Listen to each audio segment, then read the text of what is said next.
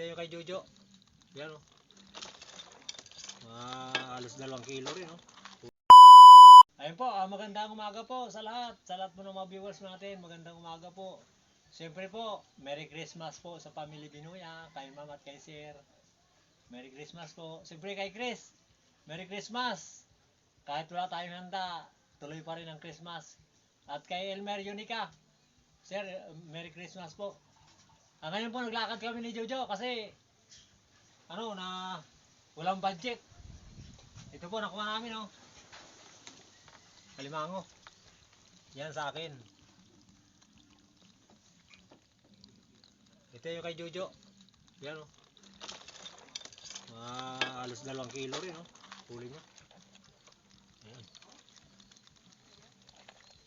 Hindi ako nakadala ng camera kasi yung aming camera hindi na po namabuhay.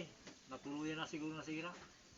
Siguro ito ipapadala ko na lang po doon siguro sa sa 27 doon sa pinagbilhan.